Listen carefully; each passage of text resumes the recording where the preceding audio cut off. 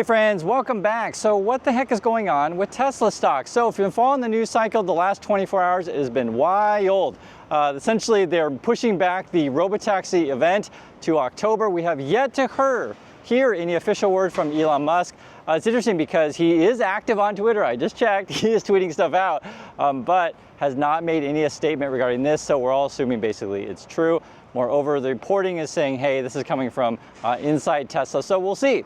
The other thing too, which I want to stress with you, is that it's very obvious among the Tesla stock promoter and pumper community how they have been silent.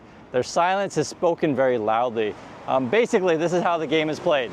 If there's bad news, they just ignore it.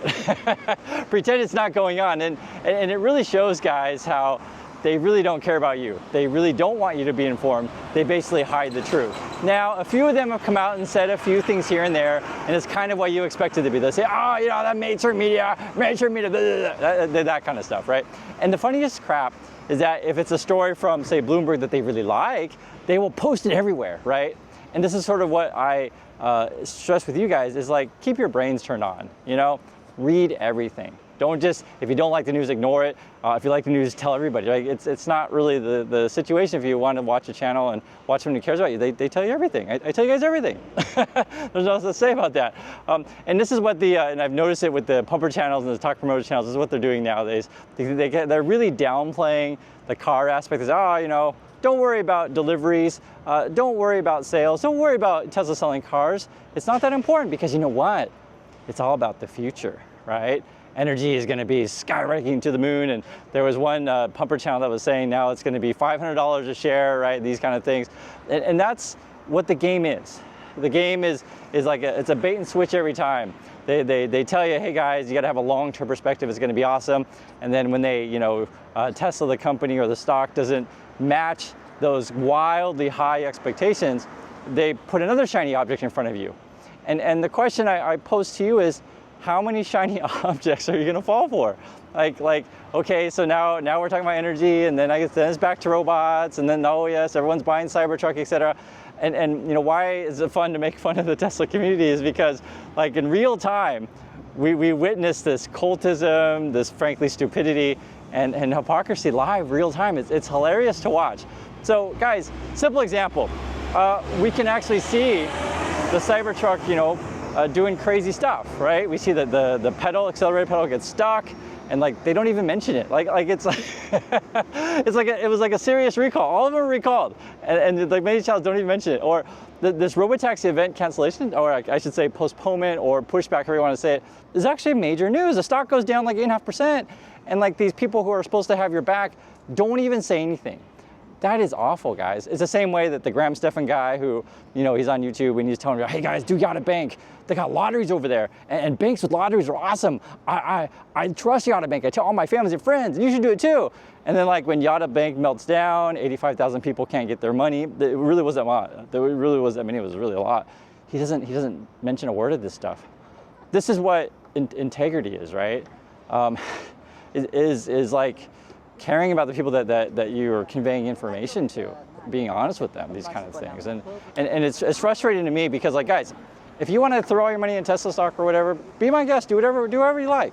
The thing that mostly frustrates me though is that, like, when people are doing it on false premises, right? And it's coming up, earnings are coming up, I think it's like a week or so now or something like that. When you watch Tesla pumper channels, they'll talk about revenues, right? But they won't talk about expenses. They won't talk about profit. Think about that. Like it's so ludicrous. They won't talk about earnings in an earnings report. They purposely skip over some stuff. And you know, it only leads me to conclusion, and I hate to be mean, but you got to be mean sometimes, is you're dealing with such a, like I said, I don't want to be mean, but we'll just say low information audience, and that is the vast majority of people on YouTube. And if you're the kind of person that says, hey, okay, I admit it, Chris, I don't know that much, I'm new, but I want to learn, and you're willing to listen and learn, by all means, you should be watching this channel and hang out with our community and guys, spreading you know, discussion and conversation about this stuff. Things you go to the other channels, they claim, oh yeah, if anything's negative about Tesla, it must be just lies and propaganda. But it's like, it's so ludicrous. The reason why I say it's ludicrous is, like, this is a perfect example right now. We're witnessing in real time. And I ask yourself this question if you're watching the pumper channels, how many of them have been honest with you about you that that the Robotaxi thing has been pushed back? Right? How many people have been honest about you? Some of these people are silent on these things.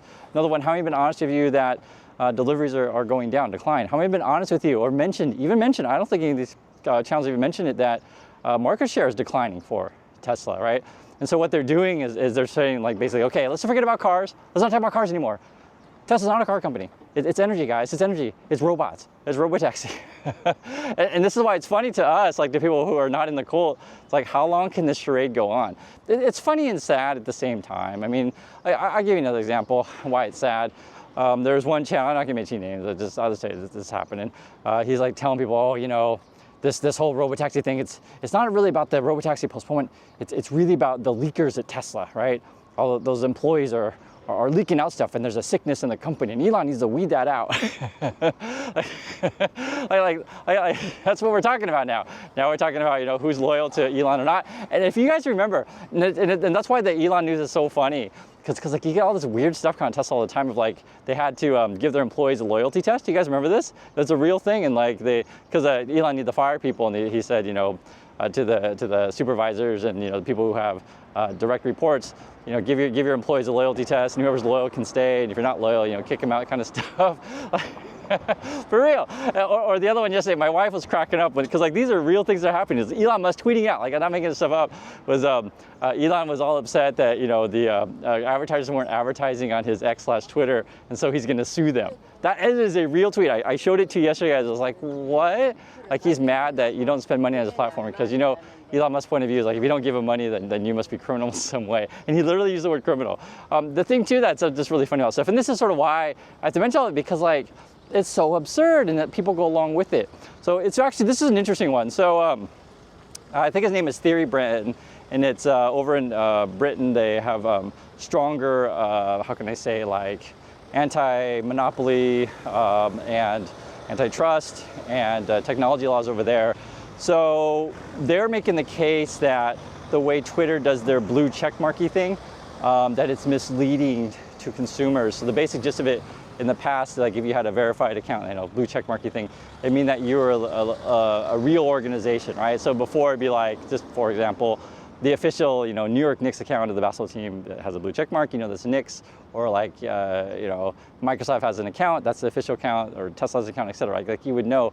But these days, since people can just buy a blue check, it sort of is misleading that they're a legitimate, I guess, source. And that becomes a whole other issue, right?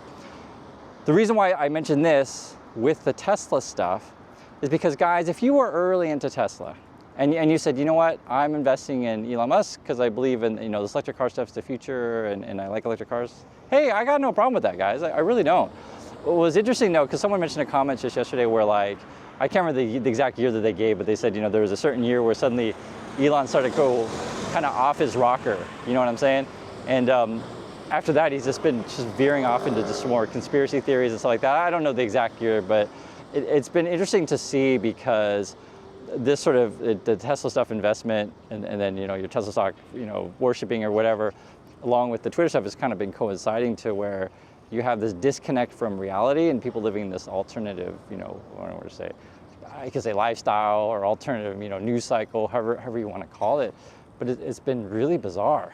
Like I'll give you an example. I was looking when the earnings report is, and I checked on NASDAQ. You can check on their site. Now, so they said, I think it was July 23rd. It's something like that. I thought it was the 17th, but well, soon. I'll let you know. I think it's coming soon. The earnings report from Tesla is coming soon. But it was saying like it gave a couple of numbers, and don't quote me on these, so because I don't have it right in front of me. But it was something like the Wall Street's expecting, you know, 40-some cents, and then, or last year it was like 70-some cents per share, right? Per share, like a decline.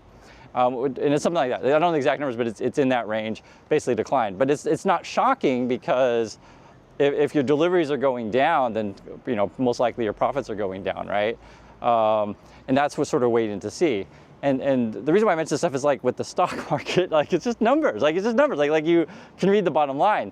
And the crazy thing that we've been facing, or you know, the last, the market's not facing the right word, but sort of in the last couple of years with Tesla, even longer than that, but it's just this weird stuff where we ignore reality. Where like the CEO comes out and says, hey guys, you know, we're gonna do battery swapping, and then like that doesn't work, and then people don't even talk about it. You know, we're like, hey guys, we're gonna do a roadster, and that's like, where's my roadster, right? And people don't talk about it anymore. And hey guys, you know, we're gonna do a robot, and like, okay, where is it? You know, and people say, oh Chris, don't you see? They just showed me a demo video of a robot that was highly edited. Don't you see that? And it's like, okay. I mean, then you act like these companies these other, you know, robot companies don't exist. Like we already have, like example, we have robot companies today. They're not that profitable. It's just not really. And I'm talking about humanoid robots here, like the Boston Dynamics one. That's what I'm talking about. If you want to talk about like a realistic robot, for example, if Tesla said, hey guys, I want to get into drones because I think there's money to be made in drones. Yeah, there is actually. There are drone companies out there, and that's been a pretty hot, growing thing, absolutely. Or you want to say, I want to make robotic arms to work in factories. Yeah, I agree. Robotic arms is a real thing, but it's weird though because like we're switching from, I invest in this company because I, you know, believe in electric cars to like suddenly going, now we're going to robots and it's going to be the biggest company in the world. And there's always like this next shiny object thing.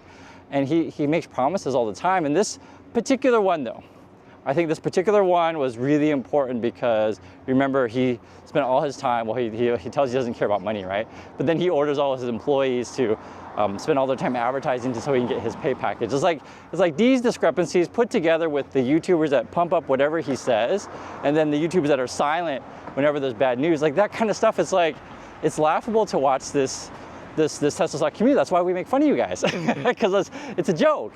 But the sad thing is that there's, and you know, I don't know your particular situation that you're in, but like, how can you convince all these people to go along with the ruse, you know? How much longer can it go? And the funniest thing though is like every now and then, every couple of days, or every day really, like I saw a comment, some of the community said, Chris, you know, I just had to sell for a loss. It wasn't that big of a loss. I think he said like 7% or like that, but it said I had to sell for a loss because I just couldn't take any more of the Elon's nonsense. It's just not worth the drama anymore. And another person said like, you know, I originally got into Tesla because I believe said things, but just, you know, after all of these broken promises, I can't do it anymore, right? And that's sort of what it's boiling down to is like, how many broken promises are people going to go along with? That's the question, and that's why it's so interesting to watch these things. Now, I'm sure whatever pumper channels, and there's another one, for real, he was saying, you know, Elon Musk is the greatest, you know, inventor ever, and he's just like Thomas Edison. That was a real quote. I don't just make random stuff up. I'm not that creative to make that kind of stuff up. like when you guys, you know, watch because I make the Church of Elon jokes, the jokes write themselves. All I have to do is just like see what they're saying, and like literally just show you what people are saying, you know, literally. And this is funny because the AG, it's my wife, she always laughs at this stuff too. Like when I show tweets of Elon's mom, it's like it's got to the point where like, and this is a real question, guys. How many CEOs in the country, right, or in the world, like have their moms come out and defend them on Twitter? Like, is that something that we see? Did Steve Jobs' mom ever be like, hey guys, you should buy iPhones because my boy Stevie, he's a good boy? Or, you know, like it's Bill Gates' mom, hey Billy's a good boy, you should buy Windows. Like, you guys understand how absurd this world is? But that's sort of the I guess environment that we're in, and I feel like because of our, you know, social media world of TikTokiness and TikToky-techiness, I guess you could call it, and this worshiping of people who, you know, all the kids think they're gonna say Elon's gonna save you, that kind of stuff. That's why I make jokes about these things. I think unfortunately that's where we are, and like I say, guys, like follow people that tell you everything. You know, I literally tell you everything. I look at the other channels, I tell you why it's wrong, and then you always have people that say, oh Chris, where's your evidence? Where's your evidence? Yeah, like people say that stuff. It's crazy. It's like, and the reason why they say that is because when I show them numbers, they don't understand it. So that's why they think there is no evidence, because they don't understand it. They probably can't do math, and they're probably illiterate. And I'm being mean there, but it's the truth. And so if you're that kind of person that can't understand the numbers that we're talking about when we do these things, you probably should not be investing in individual stocks at all, because you're gonna get burned. Just put your money in safe index funds, you're gonna be fine there. Don't get burned, because most of the channels out there on YouTube are fraudulent. There's no other way to put it. And I know it's mean, but you gotta be real and honest with this kind of stuff, because we are talking about your money. So I do appreciate your time, everyone. Thanks for watching, and I'll catch you in the next video.